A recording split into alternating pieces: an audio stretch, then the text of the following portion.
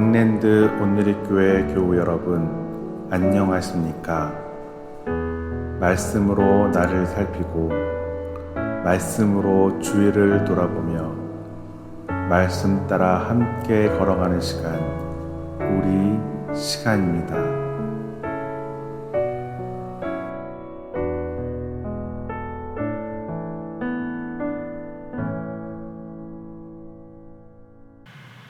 오늘 9월 15일 수요일입니다. 기도하겠습니다. 하나님 감사합니다. 오늘도 주님 말씀 앞에 나왔습니다. 늘 하나님 말씀 우리 묵상하면서 그 말씀이 우리의 양식이 되고 우리의 행동의 어떤 지침이 되고, 그래서 늘 하나님과 교제하면서 하나님과 더 가까이 가는 그런 삶으로 인도해 주시옵소서. 우리의 인격이 변하고 우리의 삶이 변해서 주님이 보시기에 아름다운 삶으로 인도하여 주시옵소서.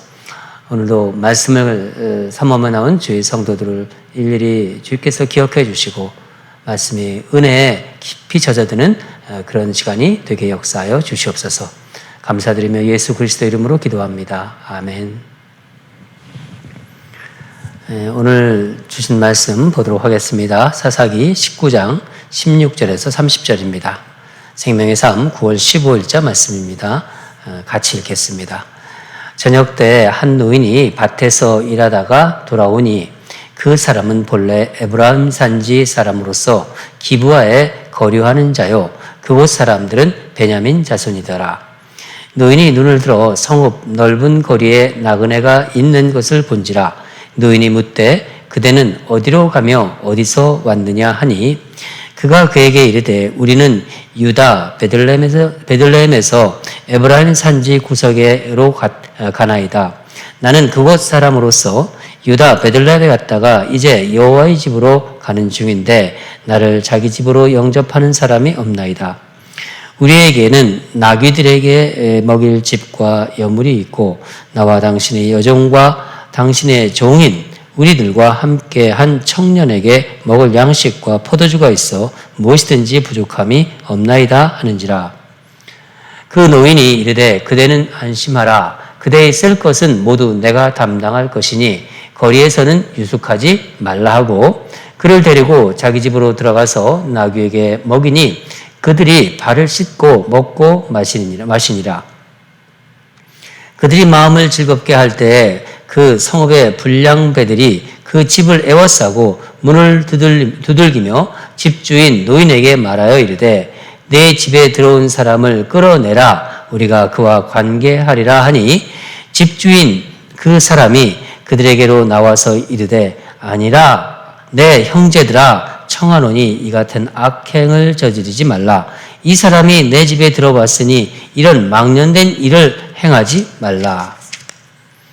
보라, 여기 내 처녀 딸과 이 사람의 첩이 있은즉 내가 그들을 끌어내리니 너희가 그들을 욕보이든지 너희 눈에 좋을 대로 행하되 오직 이 사람에게는 이런 망령된 일을 행하지 말라 하나 무리가 듣지 아니하므로 그 사람이 자기 첩을 붙잡아 그들에게 밖으로 끌어내매 그들이 그 여자와 관계하였고 밤새도록 그 여자를 능욕하다가 새벽 미명에 놓은지라. 동틀 때 여인이 자기의 주인이 있는 그 사람의 집문에 이르러 엎드려져 밟기까지 거기 엎드려져 있더라. 그의 주인이 일찍이 일어나 집문을 열고 떠나고자 하더니 그 여인이 집문에 엎드려져 있고 그의 두 손이 문지방에 있는 것을 보고 그에게 이르되 일어나라. 우리가 떠나가자 하나 아무 대답이 없는지라. 이에 그의 시체를 나귀에 싣고 행하여 자기 곳에 돌아가서 그 집에 이르러서는 칼을 가지고 자기 첩의 시체를 거두어 그 마디를 찍어 12덩이에 나누고 그것을 이스라엘 사방에 두루 보내매 그것을 보는 자가 다 이르되 이스라엘 자손이 애굽 땅에서 올라온 날부터 오늘까지 이런 일이 일어나지도 아니하였고 보지도 못하였도다. 이 일을 생각하고 상의한 후에 말하자 하니라. 아멘. 좀 기가 막힌 정말 차마 어떻게 말할 수 없는 그런 하나님의 말씀입니다. 오늘 말씀 제목은 하나님이 다스림이 없는 세상은, 말씀 제목이 하나님이 다스림이 없는 세상입니다. 세상은. 오늘 보면 성경 가운데 가장 잔혹한 말씀 중에 하나입니다. 여러분 읽으면서 그런 생각이 드셨죠? 본문은 어제 본문과 이제 이어지고 있는데 이야기는 그렇습니다. 어제 얘기한 거, 우리 어제 말씀 나눈 것 좀 생각해 보세요.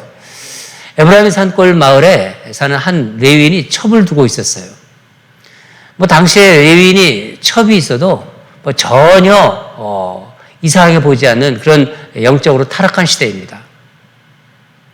근데 이제 어떤 뭐 가정 불화가 있었던지 첩이 이제 친정으로 도망갑니다.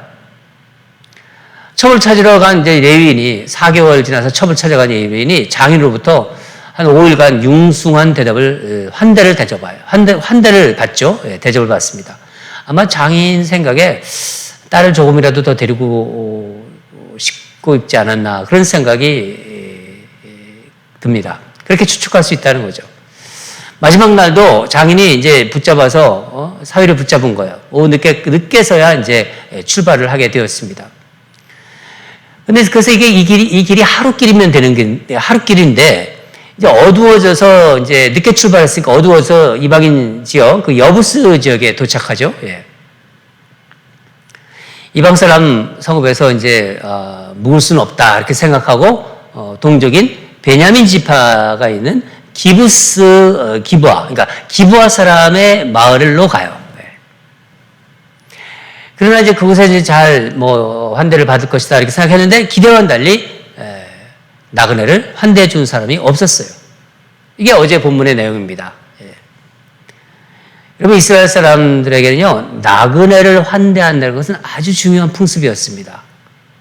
나그네를 환대하라는 것은 하나님 명령으로 주신 말씀입니다.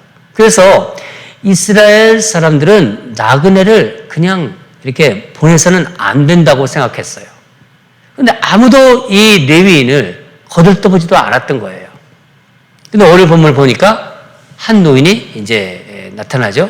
우리 16절을 읽겠습니다. 시작. 저녁에 한 노인이 밭에서 일하다가 돌아오니 그 사람은 본래 에브라임 산지 사람으로서 기브아에 거류하는 자요. 그곳 사람들은 베냐민 자손이더라. 기브아 지역인데 여전히 그곳에 사는 사람들은 베냐민 지파의 사람들입니다. 그런데 그곳에 이 에브라임 산지 사람이 살고 있었어요. 그러니까 노인은 레위인, 지금 이 레위인과 동양 사람인 셈이죠. 계속해서 17절을 보겠는데 이 노인이 나그네를 보고 그대는 어디로 와서 어디로 가는가 그렇게 묻습니다. 나그네에게 관심을 지금 표현하고 그 관심을 표하고 있습니다. 노인은 그래도 이 타락한 시대에 겉으로 보기에는 어떤 신앙을 유지하고 있는 것처럼 보여요. 18절 보면요, 레위는 자신은 에브라임 사람인데 베들레헴에 갔다가 이제 여호와의 집으로 가는 길이다. 근데 나를 환대하는 사람이 없다. 그렇게 말합니다. 여기서 여호와의 집을라고 말해서 이 여호와의 집은 성소를 말하는 거예요. 성소. 성소는 여러분이 뭐 그 전에 구약 좀 이렇게 우리가 이 말씀 볼 때 제가 말씀드린 건데 실로, 성소는 실로에 있었습니다. 그러니까 이 의미는 나는 레위인이라는 자신의 신분을 밝힌 자신의 신분을 밝힌 셈입니다. 19절에서 그러면서 자신에게 뭐라고 합니까? 먹을 것도 있다. 부족함 없다. 그렇죠? 부족함 없다. 다만 잘 곳이 없다는 거, 유숙할 곳이 없다고 합니다. 아마 이 먹을 것이 많은 것은 장인이 이렇게 챙겨준 거겠죠. 충분히 우리 추측할 수 있습니다. 그래서 20절을 보면 노인이 말합니다. 그대는 안심하라. 거기서 유숙하지 말고 우리 집에 들어와라. 노인은 나그네를 이제 환대하며 이렇게 선대한 것입니다. 여기까지 참 분위기가 좋죠. 근데 22절부터 분위기가 돌변합니다. 우리 다 같이 22절을 읽겠습니다. 시작. 그들의 마음을 즐겁게 할 때 그 성읍의 불량배들이 그 집을 에워싸고 문을 두드리며 집주인 노인에게 말하여 이르되 내 집에 들어온 사람을 끌어내라. 우리가 그와 관계하리라 하니. 이 기브아의 불량배가 그 집을 애워싸요. 예. 저는 이 부분을 좀 읽으면서 다른 한 장면이 이렇게 떠올랐습니다. 창세기 생각나시죠? 소돔과 고모라의 이제 롯의 집에 롯의 집에 하나님의 사람들이 들어갑니다. 예. 그때 이제 불량배들이 또 이렇게 달려와서 그 사람을 끌어내려고 합니다. 내가 그와 관계하겠다. 비슷하죠? 예. 끌어내라. 우리가 그와 관계하리라. 여기서 관계한다는 것은 여자와 남자와 이렇게 어떤 성적 관계를 하는 게 아니라 그 동성애, 남성끼리 동성애를 하겠다는 거예요. 성적으로 참 타락한 것입니다. 꼭 소돔과 고모라 같습니다. 하나님의 백성이에요. 이 베냐민 사람들이 이 정도로 지금 타락해 있는 것입니다. 물론 불량배지만은 사회가 그렇다는 거예요. 그러자 23절에 집주인 이 노인이 형제들아 그렇게 말하죠. 형제들아 이런 악행과 또 망령된 일 하지 말아라. 그렇게 권면합니다. 근데 이들이 말을 듣지 않아요. 그래서 어떻게 보면 이 대안을 제시하죠. 이 노인이. 우리 24절도 같이 읽겠습니다. 시작. 보라 여기 내 처녀딸과 이 사람의 첩이 있은즉 내가 그들을 끌어내리니 너희가 그들을 욕보이든지 너희 눈에 좋을 대로 행하되 오직 이 사람에게는 이런 망령된 일을 행하지 말라 하나. 여러분 이 말씀 참 당황스럽죠? 아니 자기 딸이에요. 처녀 자기 딸인데 그 딸과 레위인 첩을 너희들 맘대로 하라는 거예요. 너희의 복이 좋은 대로 소욕대로 하라는 거예요. 그러나 이 레위인에게는 망령된 짓을 하지 말라. 이 본문이 이해가 잘 안 될 거예요. 그렇죠? 예. 그 당시 여성의 존재가 이 정도였다는 거, 이러했다는 것입니다. 이 신앙이 있는 것 같은 이 노인의 눈에는 누구만 보이는 겁니까, 지금? 한 사람만 중요한 거예요. 레위. 여인은 그저 남자의 소유에 불과했던 시대입니다. 이 존재 가치가 중요하지 않아요. 비록 자기 딸이라 하더라도. 기가 막히죠. 아주 사회적으로 아주 타락, 아주 밑바닥까지 내려온 것입니다. 소돔과 고모라 아까도 말씀드렸지만은 그런 상황이에요. 여성은 가장 그 연약한 존재로서 언제든지 그냥 버려질 수 있는 존재였어요. 그 상황이 아주 이제 그대로 막 재현되고 있는 거죠. 그러니까 이 노인 입장에서는요, 나그네를 대접해야 한다는 그 신앙만 지킨 거예요. 그런 것을 위해서 여성을 함부로 대한다. 말이 안 되는 거죠. 잘못돼도 한참 잘못됐고 왜곡된 신앙을 가지고 있는 것입니다. 정말 이 말씀을 참 안타까운 장면입니다. 불량배들이 말을 듣지 않죠. 그러자 이번에는 레위인이 자기 첩을 불량배에게 넘겨요. 기가 막힌 또 일이 일어난 건데, 불량배들이 이 레위인이 첩을 이제 데리고 가서 밤새도록 어떻게 합니까? 능욕해요. 그리고 새벽에 놓아줍니다. 이 여인이 어떻게 되나요? 26절, 27절 같이 읽겠습니다. 동이 틀 때 여인이 자기의 주인이 있는 그 사람의 집문에 이르러 엎드려져 밟기까지 거기 엎드려져 있더라. 그의 주인이 일찍 일어나 집문을 열고 떠나고자 하더니 그 여인이 집문에 엎드려져 있고 그의 두 손이 문지방에 있는 것을 보고 동이 틀 때까지, 해가 틀 때까지 여인이 집 앞에서 엎드려져 있었어요. 레위인이 이제 일어나 보니까 여인이 집 문에 엎드려져 있고 손은 어떻게? 문지방에 있었다고 합니다. 여러분 한번 생각해 보세요. 두 손이 문지방에 있다는 것은 여인이 그 밤에 얼마나 집 안으로 들어가려고 애썼던 건가요? 그렇게 상상이 되잖아요. 불량배들에게 성폭행을 당했지만은 여인은 아마 살아있었을 거예요. 아마 레위인이 기다렸다가 치료해주면 살아났을 것입니다. 그러나 첩을 내주고 레위인은 아마 잠을 잔 것 같아요. 참 냉혹하고 무심하기 정말 짝이 없는 그런 레위인입니다. 여인을 기다리지 않은 거예요. 자기 아내잖아요. 첩이지만은. 28절 보면은요, 얼마나 무자비한지 쓰러져 있는 여인에게 일어나라. 그에게 이르되 일어나라. 이렇게 말합니다. 일어나지 않으니까 어떻게 해요? 죽은 줄 알고 나귀에 실어가지고 집으로 돌아갑니다. 더 기가 막힌 것은요. 그 다음 구절. 집에 돌아온 내인이 29절. 집에 돌아온 내인이 심한 분노로요. 아주 여인의 시체를 어떻게 합니까? 12등분해서 이스라엘 지파로 보내는 아주 엽기적인 그런 행동을 합니다. 뭐라고 이렇게 어떻게 말씀을 이렇게 어떻게 제가 정말 전할 수도 없는 것 같아요. 이렇게 기브아의 불량배, 이 노인, 레위인 아주 다 총체적인 아주 타락입니다. 사회도 타락되었고 종교도 타락되고 영적으로 타락되고 도저히 용납할 수 없는 그런 악행을 저지른 것입니다. 기브아의 결국 한 가정에서 일어난 이 아주 작은 불화가 발단이 되어서 거기에 이제 여인이 그 하찮은 존재, 사회적으로 하찮은 존재였잖아요. 그렇게 여인을 하찮게 존재로 여기는 남성 위주의 사회에서 한 여인이 무참히 죽게 되었고 이 참극이 이스라엘 전지파가 이제 피해 전쟁에 빠져들게 합니다. 피해 전쟁으로 빠져들게 된다는 거예요. 여러분 오늘 말씀은 우리에게 정말 충격적입니다. 그렇죠? 어떻게 하나님을 섬기는 레위인이 이렇게 악할 수가 있습니까? 이게 뭐 하나님 믿는 사람이라고 할 수 있습니까? 여인을 그렇게 대하려면은 무엇하러 데려왔어요? 그러면 생각해 보세요. 그런 의문도 들잖아요. 도대체 당시 남자들은 여자를 과연 어떤 존재로 생각한 것인가? 이 모든 게 잘못된 거예요. 신앙도 왜곡되고 사회도 타락하고 아주 타락의 극치를 보여준 것입니다.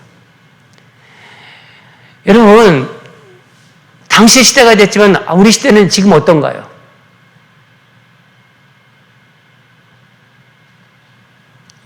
가끔 우리가 뉴스 듣잖아요. 우리 매스컴 같은 데 보면은 이 토막살인 뉴스 심심치 않게 나옵니다. 그럴 때마다 여러분 마음이 어떻습니까? 또 부모가 아이를 낳고 쓰레기에 버린 그런 어떤 소식, 그런 어떤 기사가 있습니다. 별의별 사실 더 악하면 악했지. 요즘 시대. 사사시대와 다르다고 할 수 없습니다. 더 악한 시대가 되었습니다.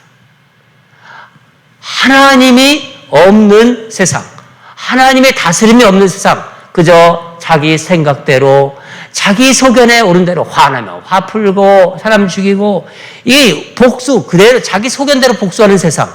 그때나 지금이나 인간은요, 자기 소견에 오른 대로 하면 결국 어떻게 된다는 것입니까? 자멸에 이른다는 것을 말씀해 주고 있는 것입니다. 여러분, 하나님의 다스림이 없는 세상이 이렇게 난폭하고 비정하고 타락할 수 있다는 것을 오늘 말씀을 통해서 우리에게 알려주는 거예요. 여러분, 우리가 인간에게 도덕과 윤리가 있잖아요. 근데 이게 인간은 지켜주지 못합니다. 우리 압니다. 그렇잖아요. 여러분, 인간은 스스로를 구원할 수 없는 존재예요. 우리 그걸 알잖아요, 여러분. 하나님을 잃어버린 시대, 하나님의 다스림이 없는 시대의 이 처참한 모습, 특히 여성들이 이 당하는 이 고통, 인격의 파괴, 남성들에 의해서 무참히 짓밟히는 이런 현실, 인간의 욕정과 탐욕이 아주 그대로 그냥 여과 없이 나옵니다. 우리 이 시간 십자가를 좀 바라봅시다. 이 시대를 한번 십자가를 바라보면서 바라봅시다. 이 십자가를 바라보면서 이 시대를 한번 생각해 봅시다. 우리 이 시간 십자가의 예수를 다시 생각하는 시간을 갖기를 원합니다. 결국 소망은 우리 예수님께만 있습니다. 우리의 믿음을 다시 한번 생각하면서 내가 지금까지 신앙생활을 하는데 정말 소망 없는 세상, 점점 타락해가는 세상에서 내가 붙잡고 정말 세상을 빛과 소금으로 살아갈 수 있는 것은 예수 그리스도의 그 십자가를 붙잡고 살아가는 것이다. 정말 우리 흔들리지 않는 믿음의 길을 걸어가는 저와 여러분이 되기를 다시 한번 이 말씀을 통해서 우리가 다짐하는 그런 시간이 되기를 바랍니다. 다 같이 기도하겠습니다. 하나님 아버지 감사합니다. 오늘은 정말 입에 담을 수 없는 그런 어떤 처참한 그런 정말 악한 그런 사회, 그 사사시대, 정말 사사도 없는 그런 사회적으로 총체적으로 타락한 그 시대의 그 부패상을, 그 악한 그 인간의 본성을, 그런 것을 우리 묵상했습니다. 하나님 아버지가 없는, 다스림이 없는 그 세상, 하나님 아버지를 잃어버린 그 세상에 얼마나 악이 이렇게 심한지, 얼마나 처참한 악행들이 저지르고 있는지 우리는 이 말씀을 통해서 깨닫습니다. 하나님, 요즘 시대가 뭐가 다르다고 우리가 얘기할 수 있겠습니까? 우리 예수 그리스도를 믿는 우리 사랑하는 성도들, 그 주님의 그 놀라운 십자가의 능력을 덧입어서 오늘도 사회에서 또 세워진 곳에서 빛과 소금으로 살아가는 그런 귀한 성도로 세워주시옵소서. 주님께서 주시는 마음으로 결단하오니 하나님 아버지, 악한 세상에서 하나님의 말씀으로 빛되신 세상, 빛된 그 하나님의 주님의 그 모습으로 작은 예수가 되어서 살아가는 우리 모두가 되기를 원합니다. 감사드리며 예수 그리스도 이름으로 기도드립니다. 아멘. 계속해서 기도하겠습니다. 우리 예수 그리스도의 십자가의 은혜로 살아가게 하소서. 오직 소망 대신, 우리의 소망 대신 예수님을 생각하면서, 십자가에 흘리신 그 보혈을 생각하면서, 보혈의 피를 생각하면서 십자가의 은혜로 살아가게 하소서. 말씀을 붙잡고 살아가게 하소서. 다른 거에 소망이 없습니다. 말씀 붙잡고 살아갈 때 이 사회가 그래도 하나님 앞에서 밝은 사회가 될 줄로 믿습니다. 그렇게 우리 오늘도 살아가게 해달라고 하나님께 십자가 붙들고 십자가에 죽으신 우리 주님을 떠올리시면서 우리 함께 기도합시다. 두 번째는 여러분들이 또 헌금해 주시고 그래가지고 우리 EM에 새 에어컨을 이제 주문했고 또 이제 설치 작업이 들어갈 것입니다. 아이들이 예배를 잘 들을 수 있도록 또 EM 예배당에 정말 적절한 에어컨이 설치되도록 온 교우가 적으나 많으나 정말 한 마음이 되어서 기도로 물질로 동참하는 은혜를 부어주셔서 우리 다 같이 우리 EM에 우리 좋은 에어컨이, 적절한 에어컨이 설치돼서 우리 아이들이 좋은 분위기에서 하나님께 예배드릴 수 있는 그런 그 공간이 되게 해달라고, 그리고 우리 성도들이 한 마음이 되어서 다 함께 해달라고, 그리고 적으나 많으나 함께 동참하는 역사들이 이루어달라고 함께 기도하겠습니다. 다 같이 기도하겠습니다.